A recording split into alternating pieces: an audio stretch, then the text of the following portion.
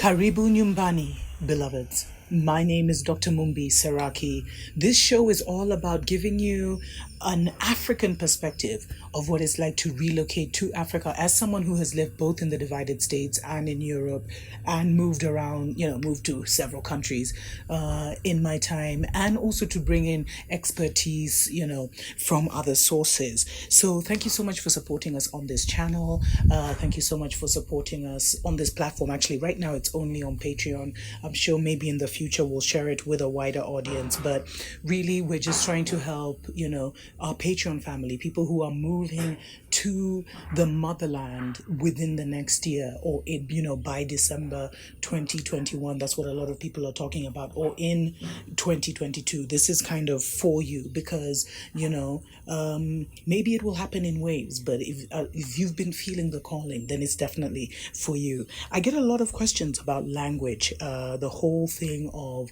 how is what are the language barriers, what should people know about language, should language determine even the countries that people are considering moving to, etc., etc. And so I thought I'd do just a quick show on languages. Now, most of Africa is actually moving towards speaking English, and because of the way social media, like now, they say English is the language of globalization. So we find now it's kind of as French kind of recedes in popularity and use in Africa, a lot of the youth especially, but a lot of African countries are actually adopting English, or at least if you were to go to the country, you could find one or two people who speak English. There are local languages, and what I always encourage is that as soon as you get to whatever country you're going to, start to learn the key phrases in the local language, because that will connect you to, language is a vibration, to the vibration of the people. It will also endear you to the people, and you'll be surprised at how rapidly you learn the languages. Now, Kiswahili is also, we're seeing it being adopted across the continent, especially in East Africa. East Africa, it's now actually an official language in countries like Kenya, Uganda, Tanzania, Rwanda, Burundi, Democratic Republic of Congo. We saw South Africa adopting it. So it's like Kiswahili is looking like it's going to be the official language of Africa. But for right now, the main language is English. You'll always find some sentiments of English. But if you're thinking of relocating and actually buying some land and settling in, start to see yourself more as a foreign investor, because they give that so much importance. But that you're an ancient one, or you're an ancestor returned, a chosen one returned. It's important to pick, especially if you want to buy property and you want to actually get into the residency of that countries, it is beneficial to select an English-speaking country, but don't let that limit you. I say spirit should always be your final decision maker. Don't pick a country, don't pick Senegal because it's mainly French-speaking, because you'll find English-speaking, and there's a lot of brothers and sisters who have moved from, the divided kingdom and the divided states and really made a good life for themselves in what is supposed to be predominantly a French-speaking country. But when we look at it, beloveds, there are about 26 countries now that have actually adopted English as either a main language, so maybe their laws are done in English, and this would help, especially if you want to buy property, etc., etc. So these are, I'm just going to quickly list them. Of course, Ghana, like many other countries in West Africa. And West Africa is really picking up English at a rapid pace. Ghana also has English as the official language. This happened because of colonial times. The Gambia and Nigeria. Actually, Ghana and Nigeria have actually also inherited not only English from the colonial era, but they also it's their official language. I think at one time it was exclusively their official language. The Gambia also remains, English remains an official language there. And so you'll find, but Wolof is also spoken widely, as a first language. Liberia in West Africa, of course, a country of what they call former slaves, English speaking, of course.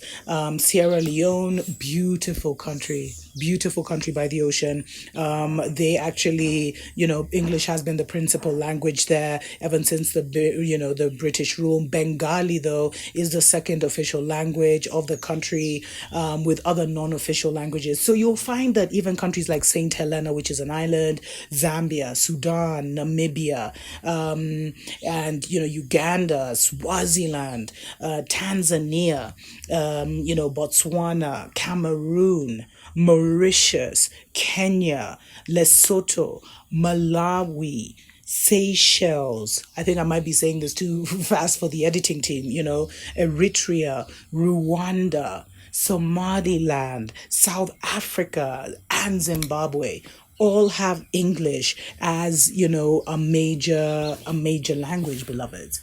And so there you could see, if you were to buy property, most of the things would be in English, so you'd be able to actually understand it, understand it. It makes it much easier to even fill out, government paperwork, etc., and to just find your way around, communicate with officials, and to break that ice. But there is, what you find is, because I would highly encourage you not to stay in the cities, even if you initially move to the cities as a comfort zone. I will highly recommend that you move beyond the cities to something a bit more rural, so you don't get caught up in the collapse of Babylon, which is in literally every city around the world. And there you probably will need to pick up a local language, but you'd always find a youth who speaks English, really. So in terms of, don't let language be a barrier for you relocating anywhere in Africa, but definitely consider, definitely consider English speaking countries if you want to own property. And I've done actually a property show. If you actually want to look for work, it would make it much easier if you're actually speaking the language of the nation. So for things like that, if you'd want to find work temporarily as you transition, I will be talking about finding work with NGOs, etc., which is probably your best bet. Non-governmental organizations, your own governmental kind of charity programs that they're running. Most of these jobs are taken by Mzungus. Let me not get into that now, I swear.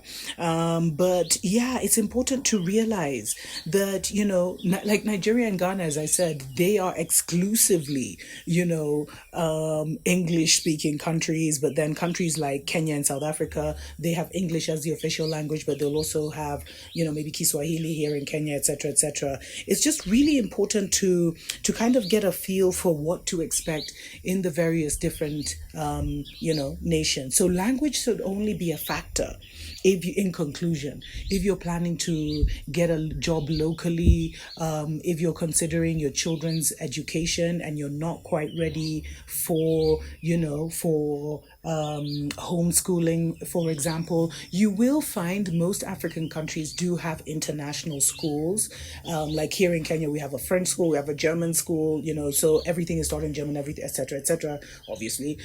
So you would probably find maybe an English speaking school in a predominantly, French speaking country, but it would be an international school. So your children would probably be going to school mainly with Mzungus or foreigners. So these are the things to consider, that if you do pick an English speaking, country, it will make your transition much easier, the education of your children much easier, the possibility of finding a job locally, one of you finding a job locally with an international organization much easier, and so on and so forth, or even getting into business yourself, and actually being an entrepreneur. Let me know if you have any questions related to language in the comments below, and I will definitely do a follow-up video. Until next time, karibu nyumbani.